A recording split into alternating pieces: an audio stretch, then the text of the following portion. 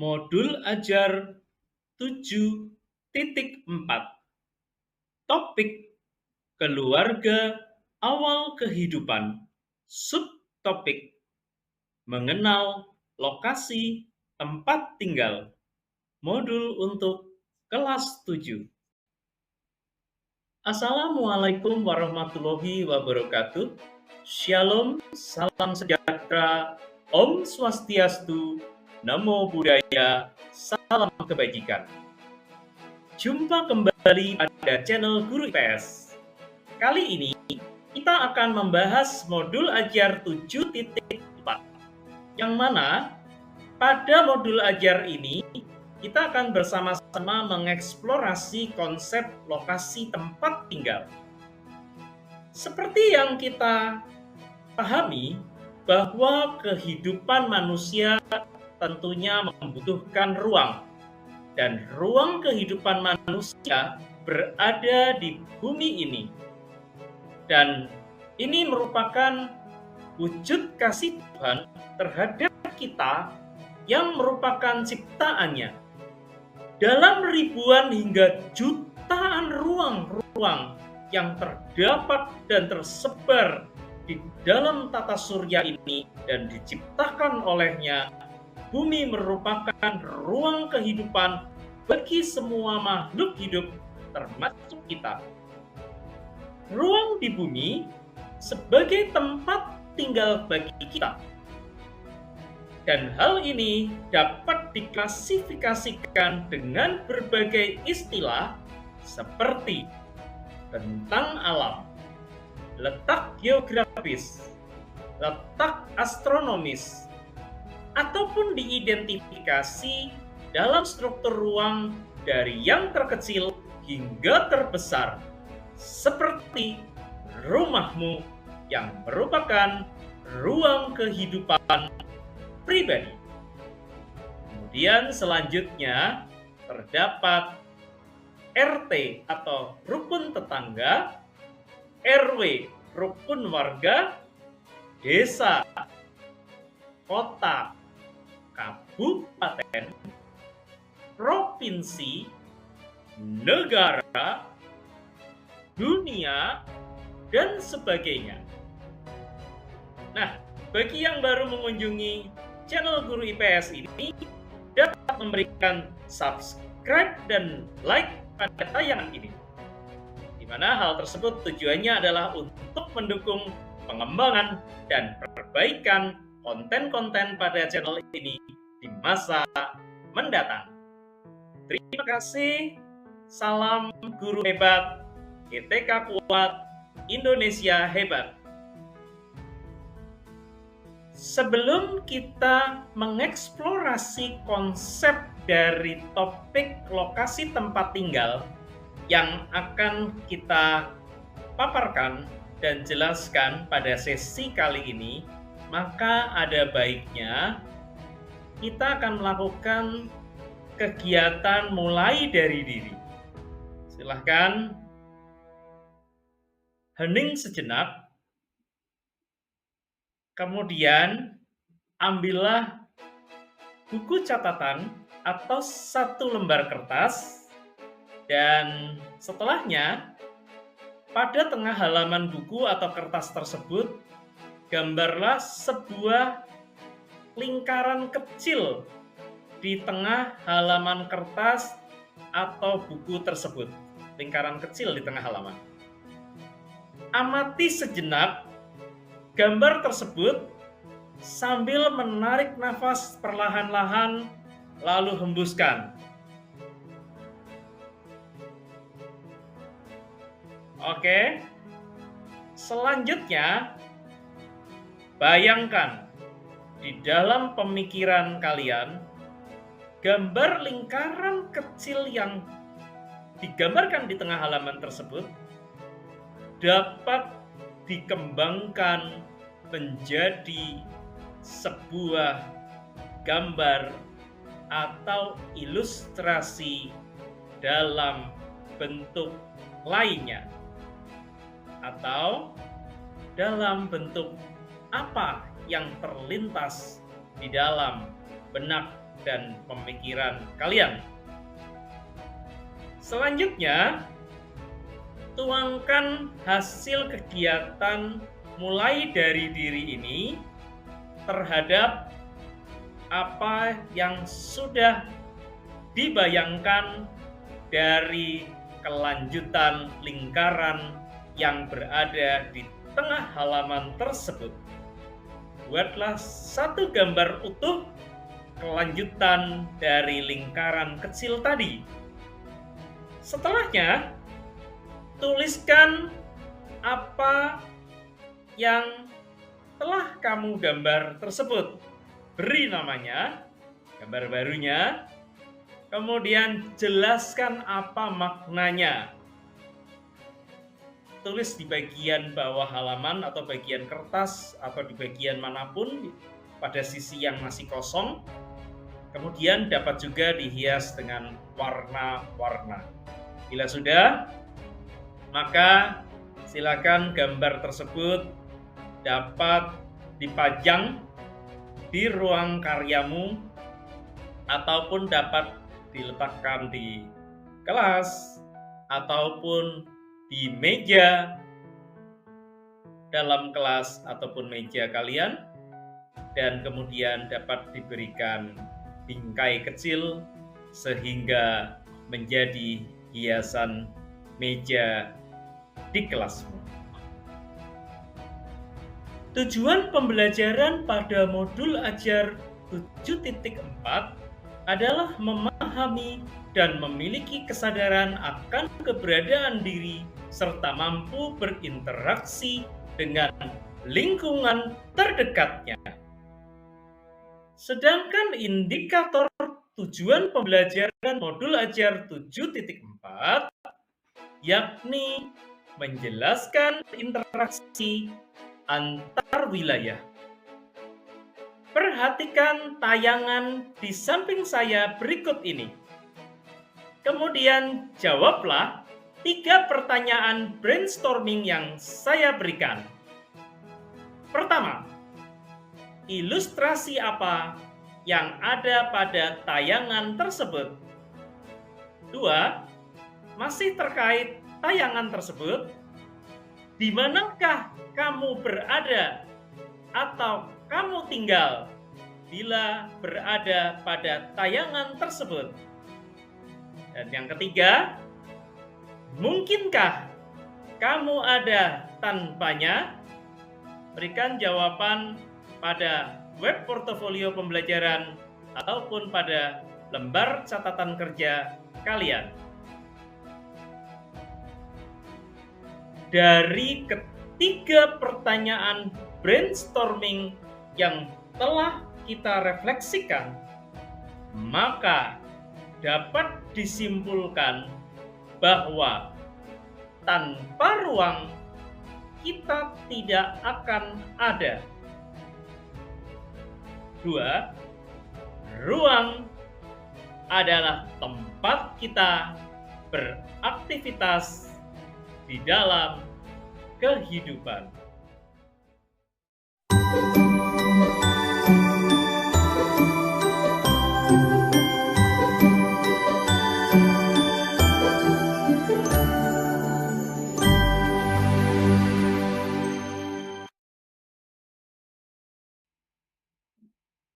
Selanjutnya silakan untuk mengerjakan asesmen 7.4.1 berikut. Asesmen ini merupakan tugas mandiri yang bersifat pribadi.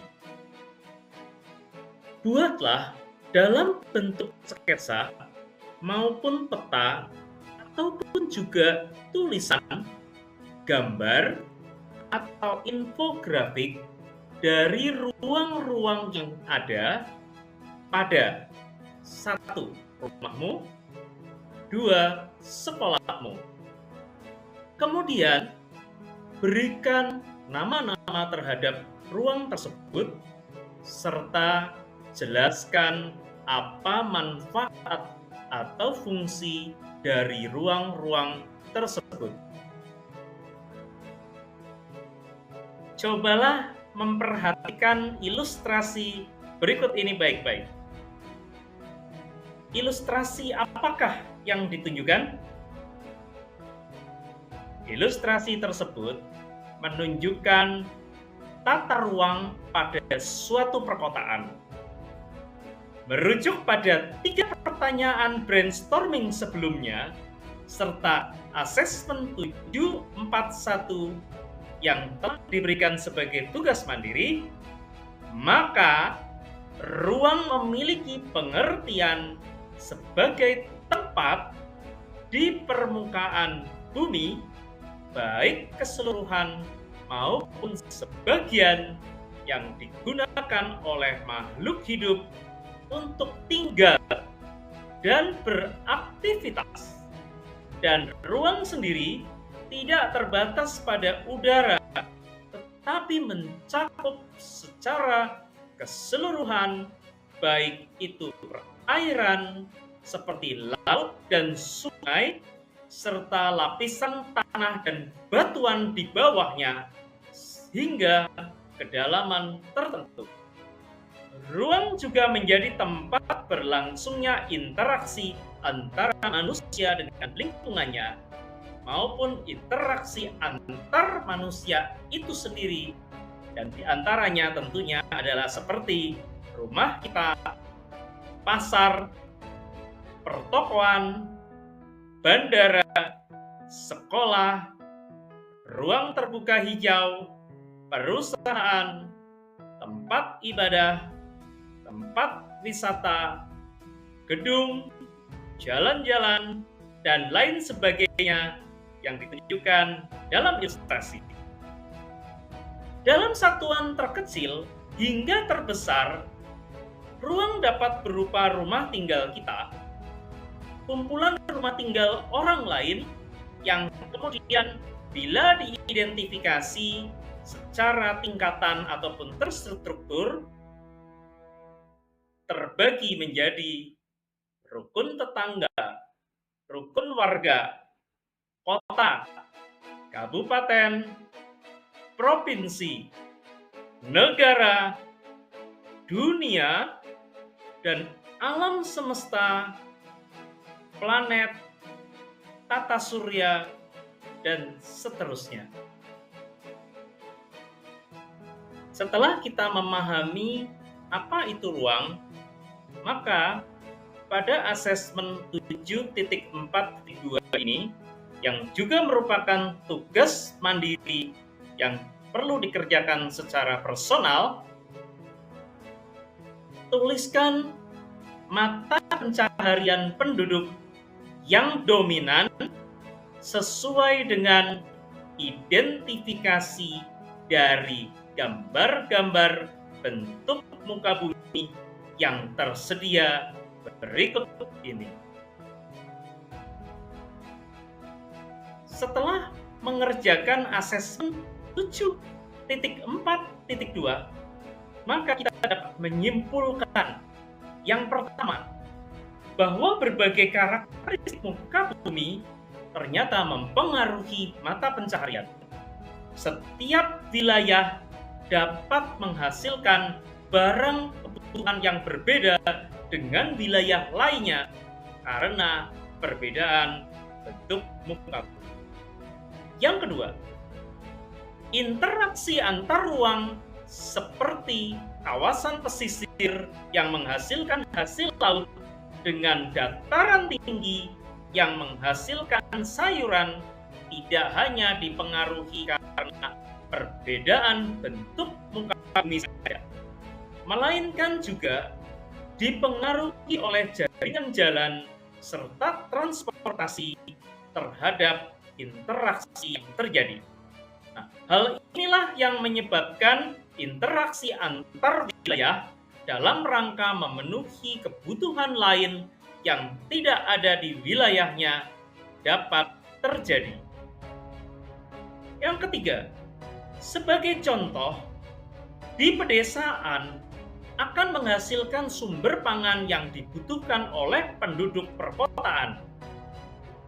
Dan sebaliknya, kota sendiri menghasilkan barang-barang industri yang dibutuhkan oleh penduduk pedesaan.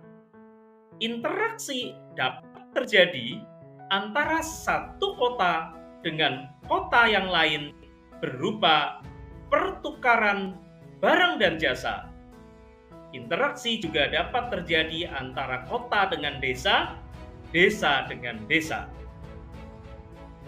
Interaksi antara pedesaan dengan perkotaan didasari atas perbedaan karakteristik wilayah yang mempengaruhi hasil produksi dan didukung oleh jaringan jalan yang baik sehingga dapat terjadi pertukaran barang.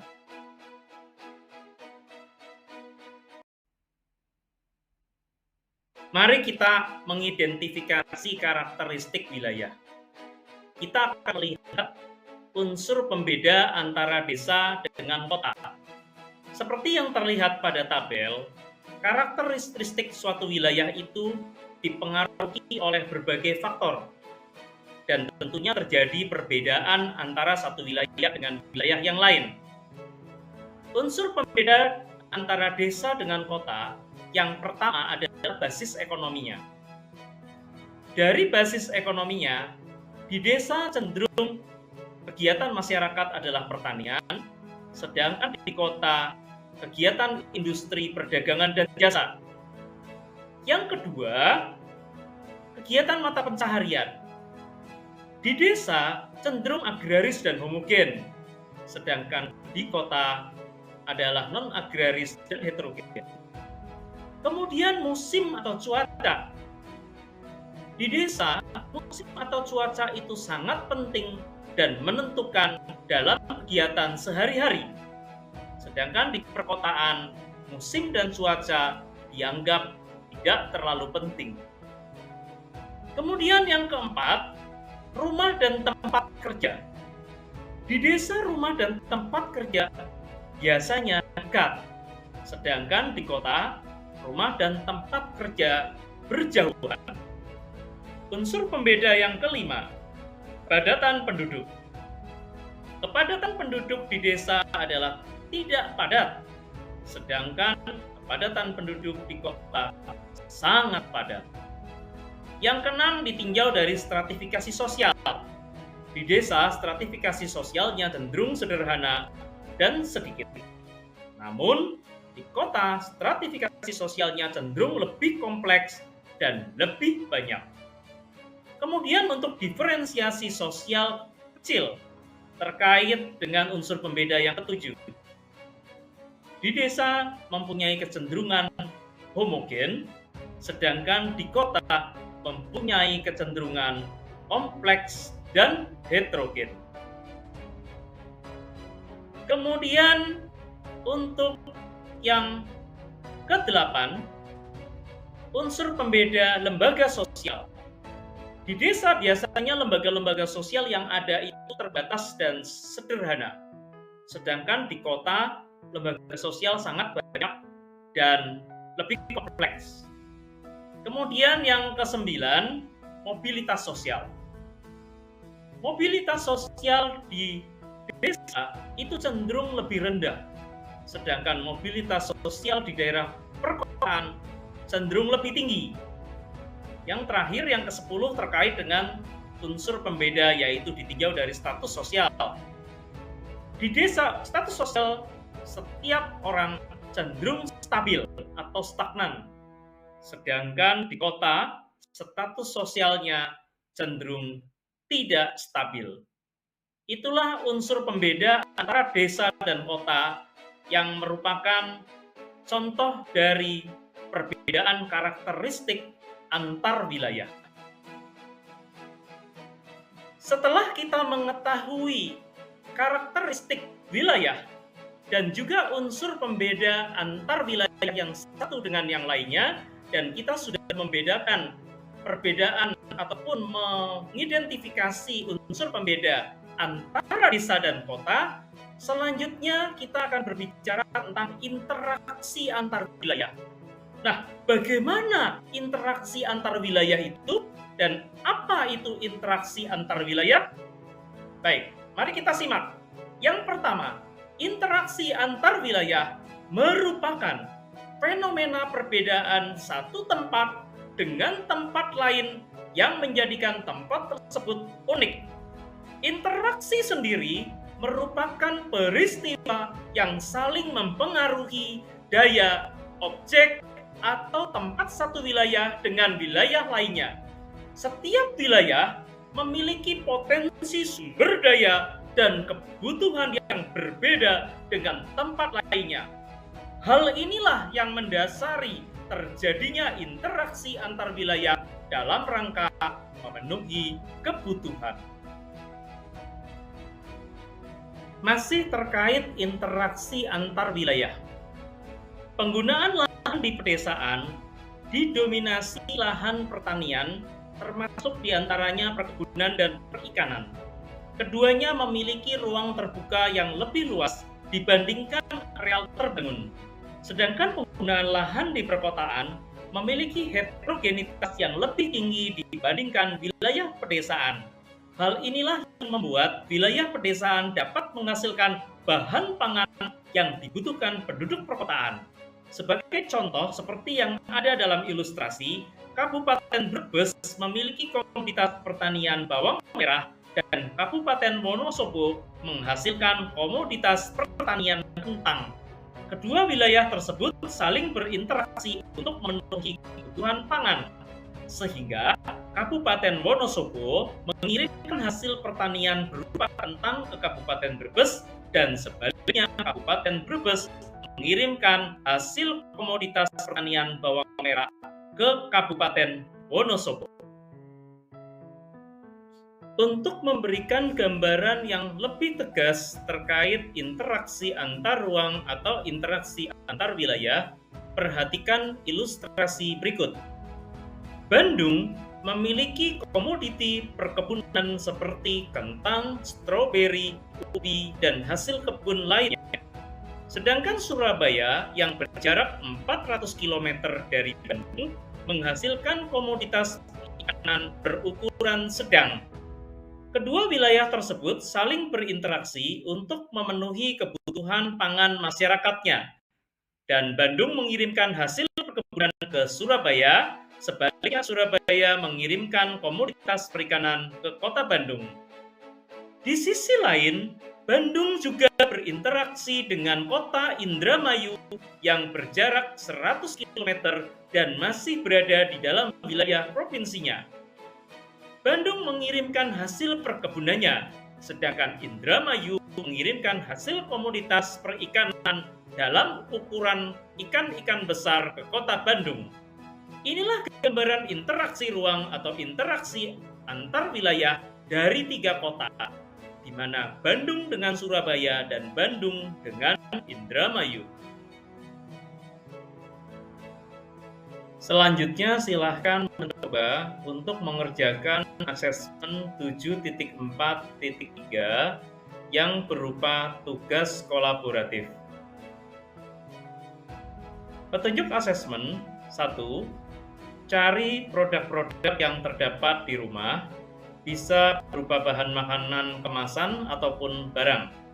Yang kedua, perhatikan informasi lokasi pembuatan produk yang terdapat pada kemasan.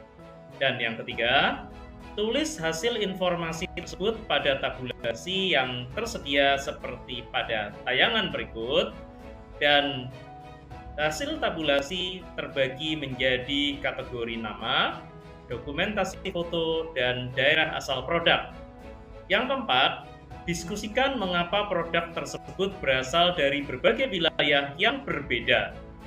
Unggah hasil diskusi ataupun catatan diskusi pada website portofolio pembelajaran IPS. Selamat mencoba.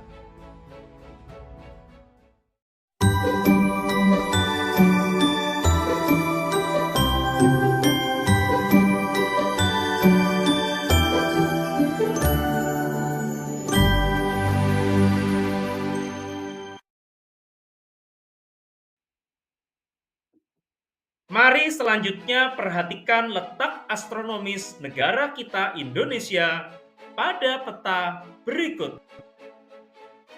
Letak astronomis adalah posisi suatu wilayah berdasarkan garis lintang dan garis bujur. Perhatikan peta dengan seksama.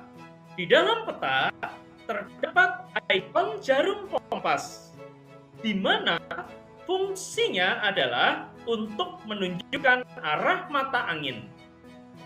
N atau north menunjukkan arah mata angin utara.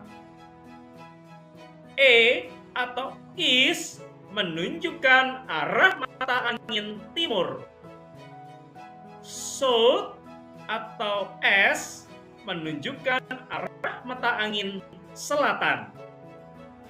Dan west atau W menunjukkan arah mata angin barat. Kemudian letak astronomis Indonesia sendiri ditentukan berdasarkan garis lintang dan garis bujur. Apa itu garis lintang? Garis lintang adalah garis yang melingkari bumi secara horizontal sejajar dengan garis khatulistiwa. Garis lintang dalam peta diberikan warna ungu. Sedangkan garis khatulistiwa sendiri adalah garis yang berada pada titik 0 diberikan warna kuning. Kemudian garis bujur. Garis bujur adalah garis hayal yang membentang dari kutub utara sampai kutub selatan secara vertikal. Garis bujur dalam peta diberi warna merah. Sehingga letak Indonesia pada peta di batas utara berada pada 6 derajat lintang utara. Kemudian di batas selatan berada pada 11 derajat lintang selatan. Sedangkan di batas barat berada pada 95 derajat bujur timur dan di batas timur berada pada 141 derajat bujur timur.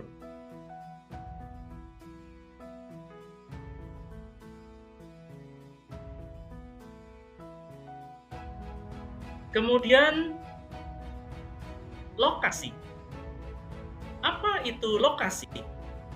Lokasi merupakan letak objek di permukaan bumi. Lokasi terbagi menjadi lokasi absolut dan lokasi relatif. Lokasi absolut merupakan letak yang bersifat tetap terhadap sistem koordinat. Contoh, Indonesia terletak pada 6 derajat lintang utara sampai 11 derajat lintang selatan dan 95 derajat bujur timur sampai 141 derajat bujur timur. Letak ini tidak akan berubah selama sistem koordinat yang digunakan sebagai dasar perhitungan masih menggunakan garis ekuator dan meridian Greenwich. Sedangkan lokasi relatif adalah letak tempat yang dapat berubah karena keadaan di sekitarnya. Contohnya, pada awalnya Kabupaten Tanah Tidung termasuk dalam Provinsi Kalimantan Timur. Namun, untuk saat ini, Kabupaten Tanah Tidung berada di bawah Provinsi Kalimantan Utara. Lokasi relatif sendiri memiliki pengaruh pada nilai suatu objek. Lokasi yang dekat dengan jalan raya memiliki harga tanah yang lebih mahal tetapi kurang sesuai untuk tempat tinggal. Hal ini dikarenakan suara bising dan bahaya polusi udara dari kendaraan bermotor. Dapat dikatakan bahwa lokasi yang berkaitan dengan keadaan sekitarnya tentunya memiliki kelebihan dan kekurangan. Untuk lebih memahami terkait lokasi, silahkan kerjakan asesmen 7.4.4 terkait mengenal lokasi. Petunjuk pengerjaan. Pertama, buatlah kelompok yang terdiri dari 3 sampai dengan 5 orang anggota. 2. Setelah itu, unduhlah aplikasi GPS esensial melalui smartphone kalian. 3. Cari alamat tempat tinggal kalian masing-masing melalui GPS dan tuliskan hasil pencarian kalian pada tabel meliputi nama anggota kelompok, alamat dari anggota kelompok tersebut, kemudian lokasi absolut dan lokasi relatif. Publikasikan hasil dari pencarian lokasi ini ke website portofolio pembelajaran IPS kalian masing-masing. Asesmen 7.4.5 Studi kasus. Silakan diskusikan asesmen ini bersama dengan rekan sebangkumu. Perhatikanlah literasi bacaan berikut. Harga tanah di Sedayu Bantul juga melejit gara-gara bandara baru. Harga tanah di sekitar Yogyakarta International Airport (YIA) melambung hingga 10 juta rupiah per meter persegi. Tidak hanya di dekat bandara baru, harga tanah di Sedayu Bantul yang dilintasi menuju bandara juga ikut terdongkrak. Euforia mega proyek YIA dirasakan semua sudut hingga yang jauh dari zona bandara. Harga tanah terus menjulang tinggi. Daerah yang sebelum ada proyek pembangunan bandara, harga tanahnya Rp500.000 per meter persegi. Sekarang sudah lebih dari Rp1 juta. Harga kapling rumah di Sedayu dengan luasan 80 sampai 100 meter sebelumnya berkisar Rp150 juta. Sekarang sudah mencapai Rp400 juta. Sumber harian jogja.com. Selanjutnya jawablah pertanyaan terhadap studi kasus tersebut. 1.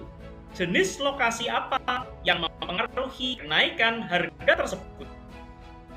2.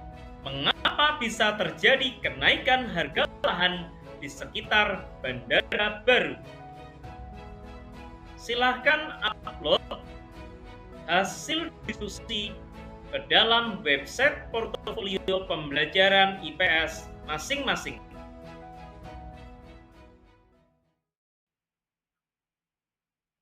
Letak astronomis Indonesia sendiri menyebabkan pembagian 3 zona waktu. Waktu Indonesia Barat, waktu Indonesia Tengah, dan waktu Indonesia Timur. Pembagian waktu ini berdasarkan dengan GMT, yang merupakan singkatan dari Greenwich Mean Time. GMT ini merupakan sebuah sistem standarisasi waktu internasional yang diciptakan untuk mengetahui perbedaan waktu negara-negara di dunia berdasarkan letak geografisnya. Pada tahun 1884, Konvensi Internasional sepakat menetapkan wilayah Greenwich di London, Inggris sebagai titik nol atau titik tengah untuk membagi waktu dunia ke 2 zona waktu yang berbeda. Hal ini karena Greenwich diyakini menjadi titik di mana garis bujur 0 derajat bumi berada, atau biasa disebut dengan Prime Meridian atau Greenwich Meridian. Negara-negara yang segaris dengan GMT Inggris memiliki waktu yang sama dengan GMT. Biasanya disebut dengan GMT 0.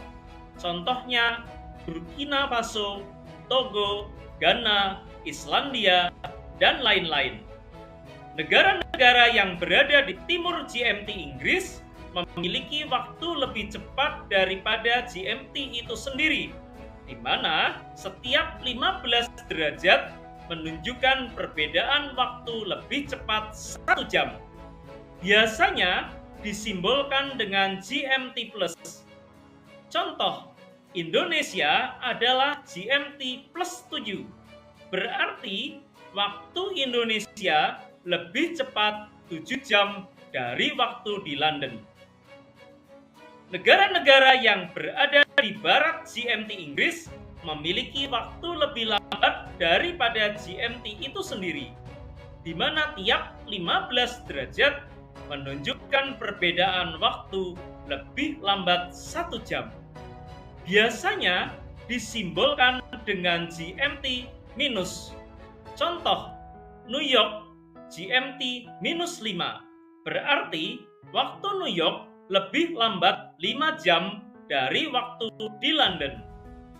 Sistem pembagian waktu GMT sebenarnya sudah tidak digunakan sejak tahun 1972 dan telah diganti dengan standarisasi waktu internasional baru, yakni Universal Time Coordinated. Meskipun begitu, waktu pada sistem GMT dan UTC sebenarnya tidak jauh berbeda. Sehingga sampai sekarang, pembagian waktu dengan GMT masih tetap digunakan. Di Indonesia, setiap zona waktu memiliki perbedaan waktu 1 jam, sehingga waktu Indonesia Timur atau WIT lebih awal 2 jam dibandingkan dengan waktu Indonesia Barat atau WIB. Sebagai contoh, selisih WIB ke WITA adalah 1 jam. Dengan kata lain, WITA tentunya lebih awal 1 jam lebih dulu daripada WIB. Sedangkan WITA ke WIT 1 jam dan WIB ke WIT adalah 2 jam, yakni lebih awal atau lebih cepat.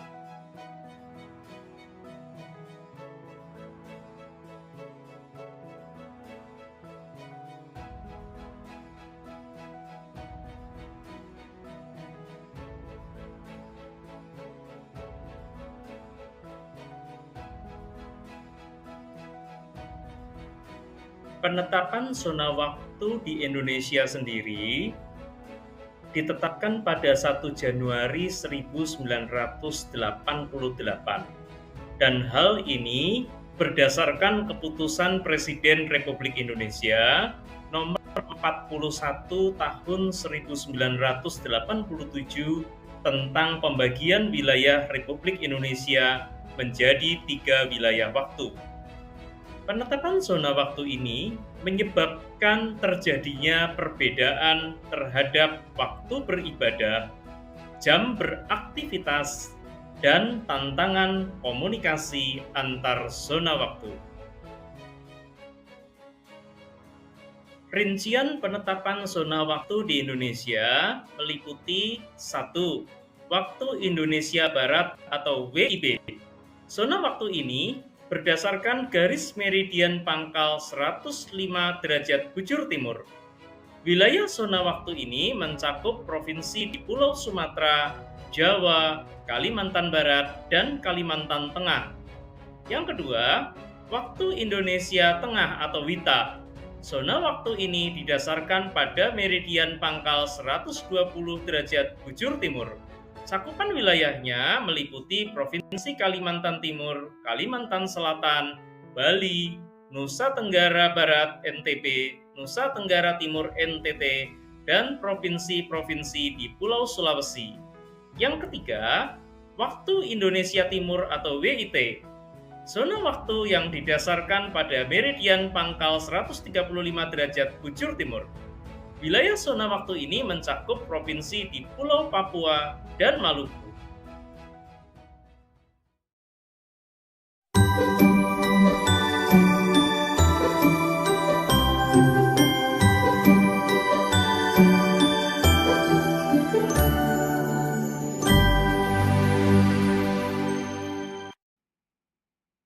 Kondisi wilayah Indonesia. Indonesia memiliki daratan dengan luas 1.910.932,37 kilometer persegi. Luas lautan Indonesia 5,8 juta kilometer persegi. Data ini bersumber dari Kementerian Koordinator Maritim 2019. Kemudian Indonesia terkait batas-batas wilayah. Batas di daratan adalah dengan Malaysia, Papua Nugini, dan Timor Leste. Sedangkan batas di laut berbatasan dengan laut wilayah, landas kontinen, dan zona ekonomi eksklusif.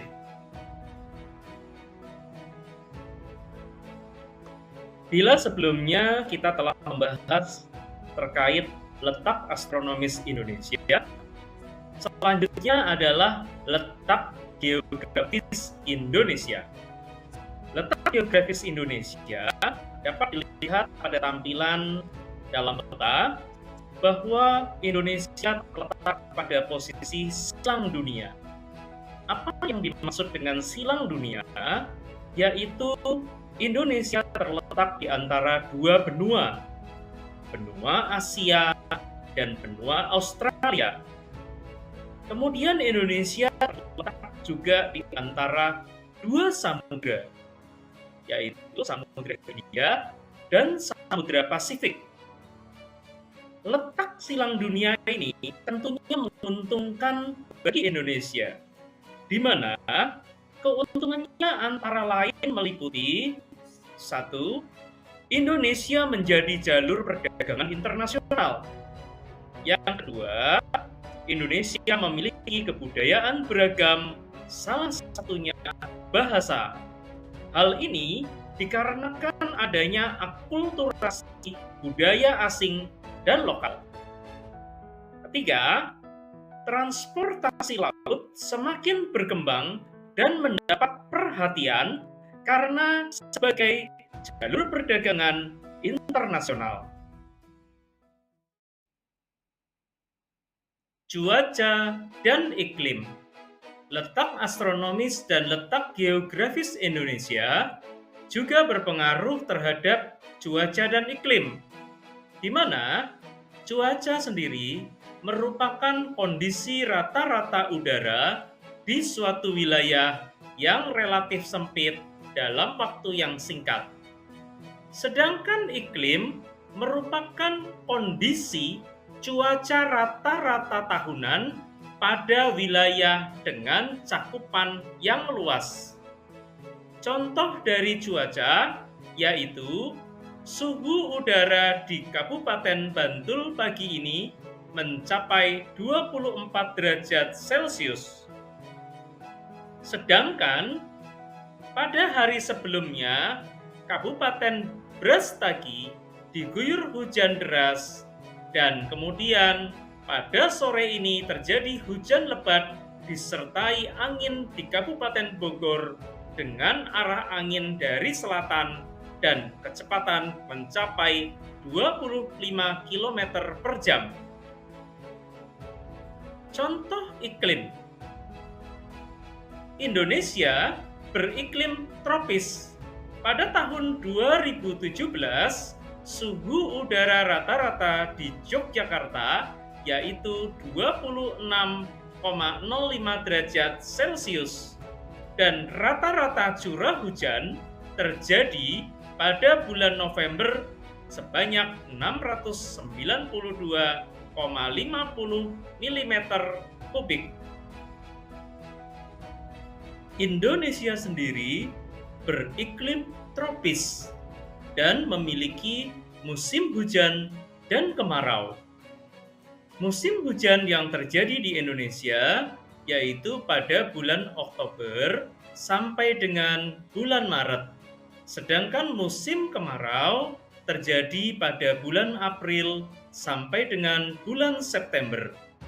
Arus angin yang banyak mengandung uap air dari Samudra Pasifik melewati Laut Cina Selatan menyebabkan musim hujan di Indonesia, terutama wilayah bagian barat.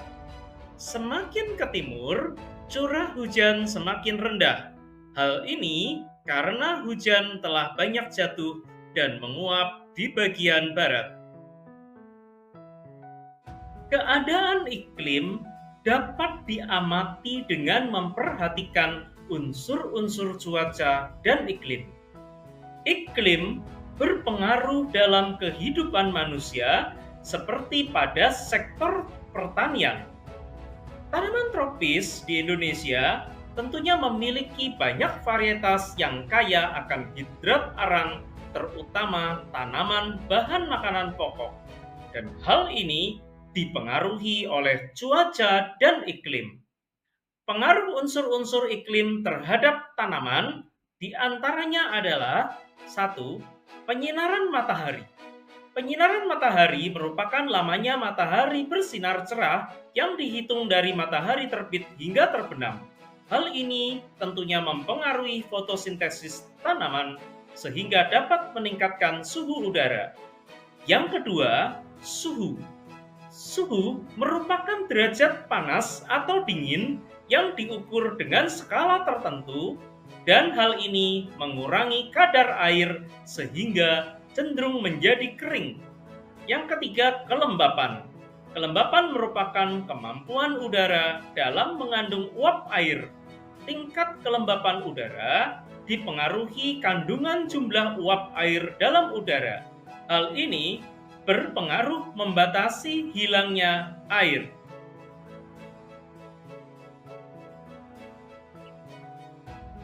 Pengaruh unsur-unsur cuaca dan iklim yang keempat adalah angin. Angin merupakan pergerakan alami udara yang sejajar dengan permukaan bumi. Faktor terjadinya angin yaitu karena perbedaan tekanan atmosfer dari satu tempat dengan tempat lainnya. Hal ini membantu proses penyerbukan secara alami dan juga mengurangi kadar air. Kemudian unsur yang kelima adalah hujan. Hujan merupakan intensitas air hujan yang jatuh ke permukaan bumi akibat kondensasi selama periode waktu tertentu dan membantu meningkatkan kadar air serta mengikis tanah.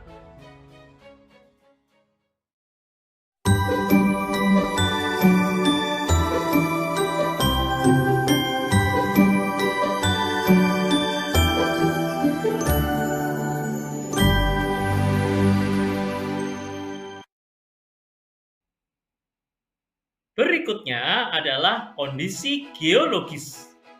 Kondisi geologis merupakan posisi suatu wilayah yang didasarkan pada struktur geologi atau susunan batuan di sekitarnya. Indonesia dilalui dua jalur pegunungan dunia, yaitu pegunungan Sirkumpasifik dan Sirkummediterania. Dampaknya, hal ini menyebabkan Indonesia memiliki banyak gunung api yang aktif. Jalur pegunungan di Indonesia membentang dari ujung utara Sumatera, memanjang melalui pantai barat Sumatera, melewati Pulau Jawa, Nusa Tenggara, Banda, Sulawesi, dan Halmahera. Jumlah gunung api aktif di Indonesia adalah sebanyak 127 gunung. Perhatikan ilustrasi berikut. Aktivitas vulkanik terjadi karena pertemuan tiga lempeng dunia. Lempeng Eurasia di sebelah utara, lempeng Indo-Australia di sebelah selatan, dan lempeng Pasifik di sebelah timur. Pertemuan lempeng tektonik ini menyebabkan terjadinya patahan, retakan, dan kerusakan pada kerak bumi yang memungkinkan magma mengalir ke permukaan bumi dan terbentuk gunung api. Selain banyak terbentuk gunung api, aktivitas lempeng tersebut membuat Indonesia rawan terjadi gempa bumi. Dampak positif kondisi geologis bagi Indonesia. Yang pertama, tanah menjadi subur, terutama di kawasan dekat gunung berapi karena banyak mengandung unsur hara. Yang kedua, aneka ragam flora fauna ada di Indonesia. Bagian barat Indonesia terdiri dari lempeng yang berasal dari negara-negara Asia, sehingga memiliki kesamaan dengan flora dan fauna di Asia. Kemudian bagian tengah Indonesia yang merupakan bagian lempeng Asia Australia, sehingga memiliki flora dan fauna peralihan endemik. Sedangkan pada bagian timur Indonesia termasuk dalam kawasan lempeng Australia, sehingga memiliki flora fauna serupa dengan benua Australia. Yang ketiga, memiliki sumber daya mineral yang beragam, seperti berbagai jenis batuan, minyak bumi, dan gas alam. Silahkan untuk mencoba asesmen 7.4.6 berikut ini. Asesmen ini bertopik tantangan geografis. Yang pertama, Indonesia terletak 6 derajat lintang utara sampai dengan 11 derajat lintang selatan dan 95 derajat bujur timur sampai dengan 141 derajat bujur timur. Selain itu, Indonesia terletak di antara Samudra Pasifik dan Samudra Atlantik, serta memiliki relief dan topografi yang kompleks. Jelaskan bagaimana peluang dan tantangan Indonesia ditinjau dari letak geografis. Yang kedua, kondisi geologis Indonesia dapat memberikan dampak positif dan dampak negatif. Dampak negatifnya, Indonesia menjadi negara yang rawan terjadi bencana alam seperti gempa bumi. Wilayah rawan ini merupakan wilayah yang berada dekat dengan jalur pegunungan aktif yang membentang dari ujung utara Sumatera, memanjang melalui pantai barat Sumatera, melalui Pulau Jawa, Nusa Tenggara, Banda, Sulawesi, dan Halmahera. Terkait dengan kondisi Indonesia yang rawan gempa tersebut, maka kita akan melihat pada kota Yogyakarta yang merupakan salah satu wilayah yang rawan terjadi gempa bumi tektonik. Hal ini karena letaknya yang dekat dengan lempeng Indo-Australia dan lempeng Eurasia. Berdasarkan data Badan Nasional Penanggulangan Bencana pada 2019, wilayah yang terdampak paling parah akibat gempa bumi di Yogyakarta tahun 2006 adalah Kabupaten Bantul. Sebanyak 208.991 unit rumah rusak ringan hingga berat. Sektor pendidikan juga terdampak akibat bencana tersebut. Jumlah sekolah yang hancur sebanyak 197 sekolah dan 765 sekolah dalam kondisi rusak ringan hingga berat. Selanjutnya silakan sebutkan upaya yang dapat dilakukan untuk mengurangi resiko bencana gempa bumi tersebut. Asesmen 7.4.6 ini dapat dikerjakan pada lembar kerja ataupun diupload pada website portofolio pembelajaran IPS secara langsung.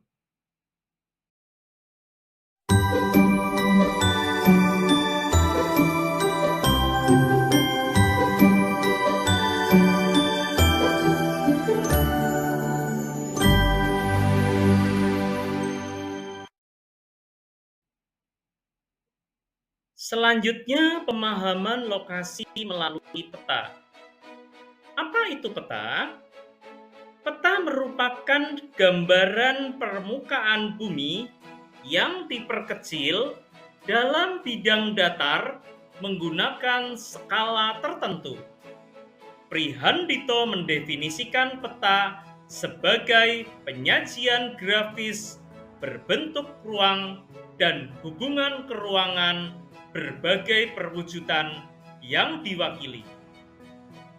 Pembuatan peta memerlukan pengetahuan khusus mengenai penggambaran permukaan bumi yang biasa disebut ilmu kartografi.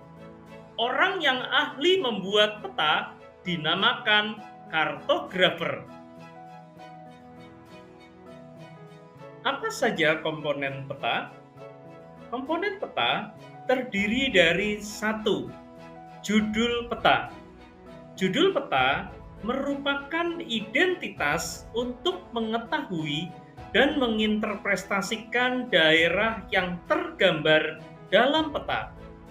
Penulisan judul diletakkan di bagian tengah atas untuk memudahkan pengguna dalam membaca peta. Yang kedua, skala peta. Skala peta merupakan perbandingan jarak pada peta dengan jarak sebenarnya. Terdapat 3 jenis skala. Yang pertama adalah skala numerik, yang kedua adalah skala verbal, dan yang ketiga adalah skala grafis. Skala numerik merupakan skala yang dinyatakan dalam angka pecahan seperti 1:100.000.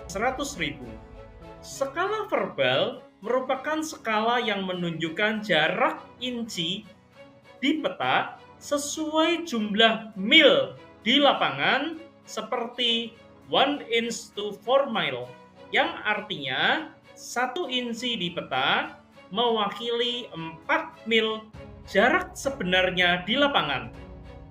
Skala grafis yang ketiga merupakan skala yang ditunjukkan dengan garis atau grafik. Perhatikan garis pada layar. Garis pada layar merupakan contoh dari skala grafis. Terlihat garis yang dapat kalian lihat dengan ukuran pada bagian atas dan pada bagian bawah. Dan ini merupakan perbandingan antara ukuran pada peta dan ukuran yang sesungguhnya. Garis pada bagian atas yaitu 0, 1, 2, 3, dan dalam ukuran sentimeter. Sedangkan pada bagian bawah adalah 0, 2, 4, 6 dalam ukuran kilometer. Yang artinya skala tersebut menyatakan bahwa setiap 1 cm pada bagian atas garis pada peta mewakili 2 km pada jarak sebenarnya, dapat dilihat pada angka bagian bawah garis. Selanjutnya, perhitungan skala dapat dilakukan dengan rumus membandingkan jarak di peta dengan jarak yang sebenarnya.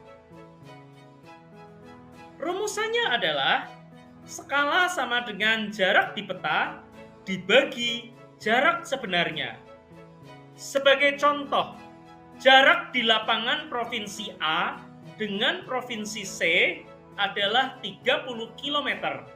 Sedangkan jarak di peta 50 cm. Maka cobalah tentukan skalanya. Perhitungannya adalah sebagai berikut. Skala sama dengan 50 cm dibagi 30 km.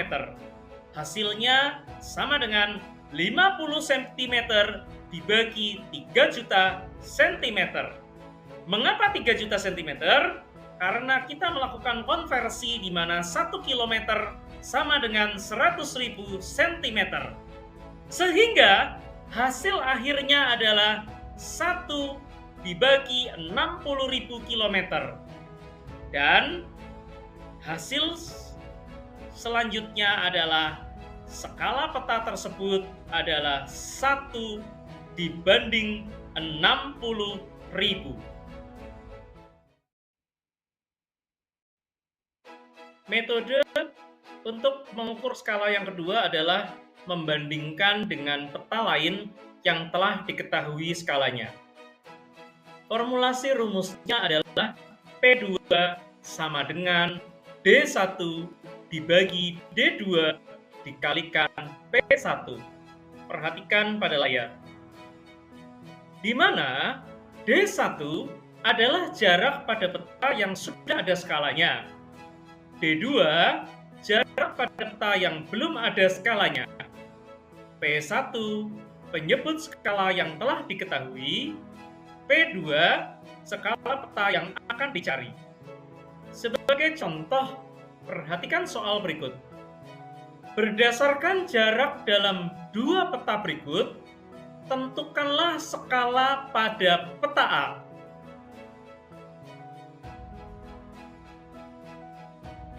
Jarak dari A ke B adalah peta A dibagi 2 cm, berapakah skalanya? Sedangkan jarak dari A ke B adalah pada peta B dibagi 8 cm, skala 1:2 juta. Maka perhitungannya adalah sesuai dengan rumus yang telah ada dan diberikan sebelumnya. P2 sama dengan D1 per D2 dikali P1. Sehingga P2 sama dengan 8/2 dikali 2 juta. Sama dengan 16 juta per 2. Sehingga hasil dari P2 adalah 8 juta. Jadi, skala peta A yaitu 1:8 juta. Komponen peta yang ketiga adalah simbol peta. Simbol peta mewakili objek sebenarnya di lapangan. Terdapat beberapa jenis simbol di peta. Di antaranya 1. Simbol titik. Simbol titik menggambarkan tempat atau data personal, contohnya ibu kota, kabupaten. Yang kedua, simbol garis, untuk menggambarkan kenampakan yang berhubungan dengan jarak, contoh rel kereta api dan sungai. Yang ketiga, simbol area, menggambarkan objek yang memiliki luas tertentu, contohnya rawa dan danau. Komponen peta yang keempat adalah warna peta. Warna peta menggambarkan kenampakan yang ada di peta, di mana warna yang bisa digunakan antara lain adalah biru untuk perairan dan daerah dingin, kuning untuk gurun, dataran tinggi, vegetasi yang kering, hijau untuk hutan dataran rendah dan vegetasi, coklat untuk daerah perbukitan dan kontur, warna merah untuk gunung api, kota, dan jalan protokol, sedangkan warna hitam untuk batas wilayah. Komponen peta yang kelima adalah legenda. Perhatikan pada peta berikut. Legenda merupakan keterangan simbol-simbol yang terdapat pada peta untuk mempermudah pengguna dalam membaca dan menginterpretasikan peta. Letak legenda berada di sisi kanan atau kiri bagian bawah peta. Kemudian komponen yang keenam, yakni orientasi. Orientasi merupakan arah mata angin yang menunjukkan arah utara, barat, selatan, dan timur dari daerah yang digambar. Kemudian komponen yang ketujuh, sumber dan tahun pembuatan. Hal ini menunjukkan informasi kepada pembaca mengenai sumber data yang digunakan dan akun pembuatan peta. Sekarang, cobalah untuk mengerjakan asesmen 7.4.7, yakni mengidentifikasi peta. Kerjakan secara kolaboratif. Kemudian, tuliskan hasil diskusi kolaboratif terkait dengan komponen-komponen peta yang terdapat pada layar, dan peta tersebut menggambarkan peta Kabupaten Bantul. Gunakan tabel yang ada sebagai lembar kerja untuk membantu menuliskan hasil diskusi kolaboratif.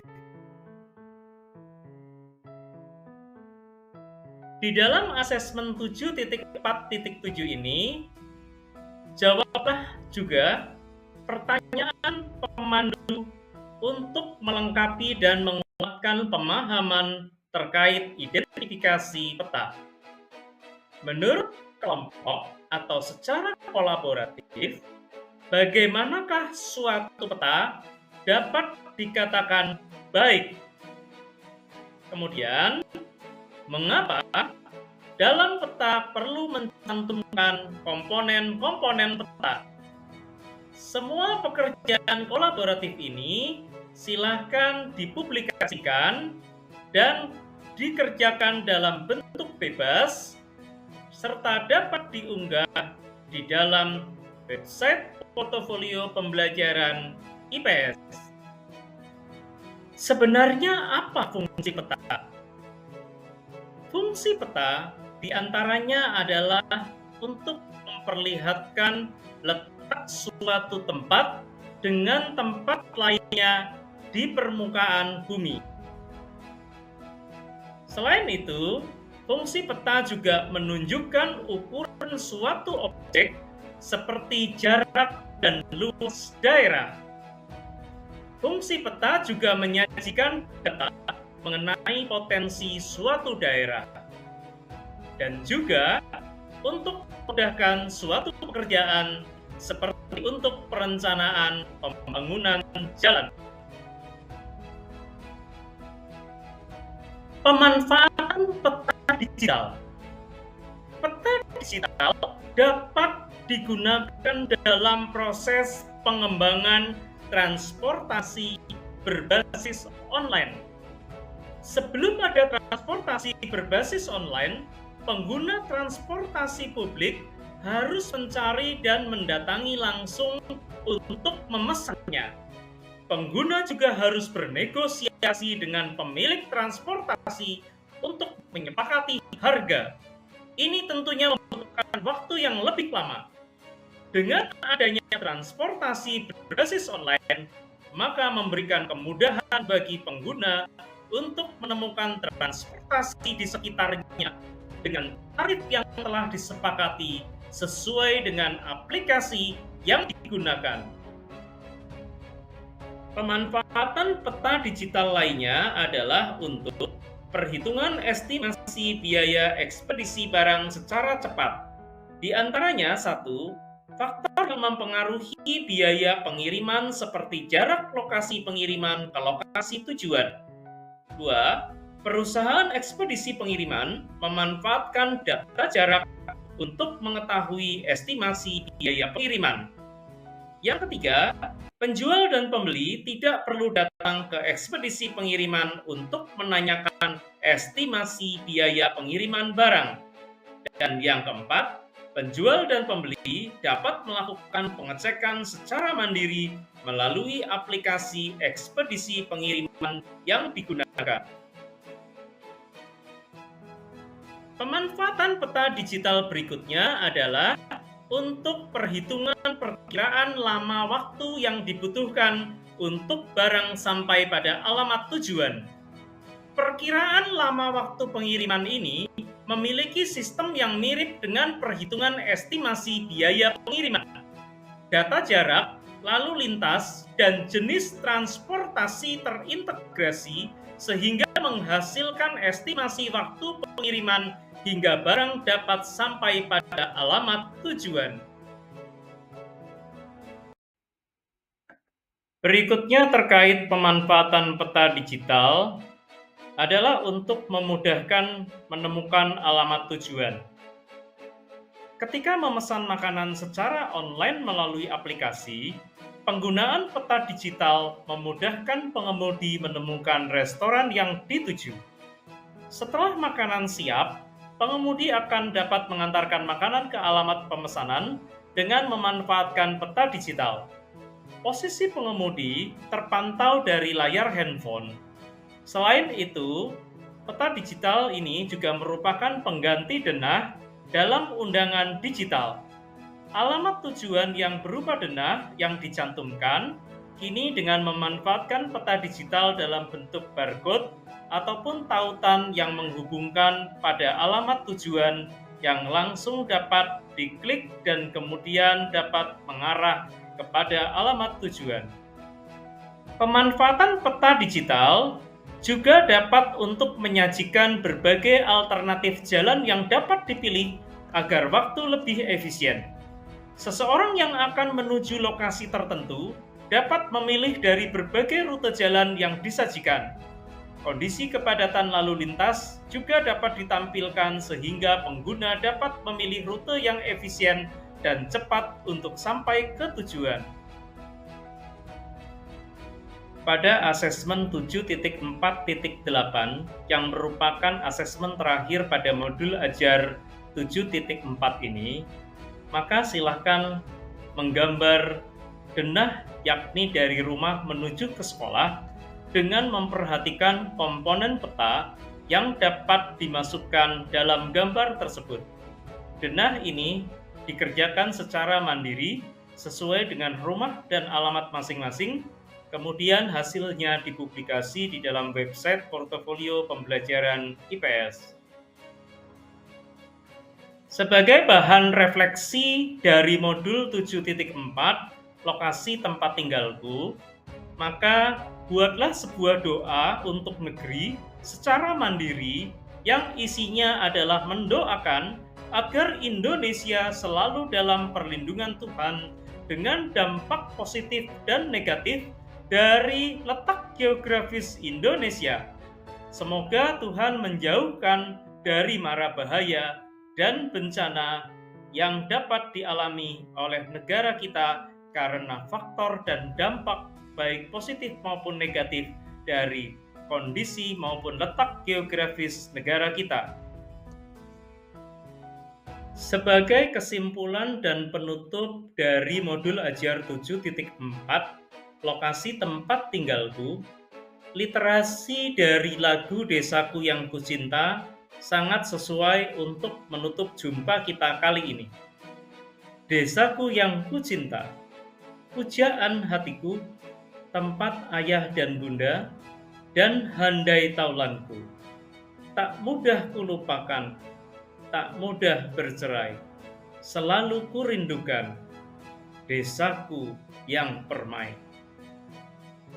Lokasi tempat tinggalku menjadi hal yang sangat penting di dalam kehidupan sehari-hari, karena di dalam lokasi dan tempat tinggalku, maka semua dapat dilakukan dan berinteraksi untuk memenuhi segala hal dalam kehidupan sehari-hari.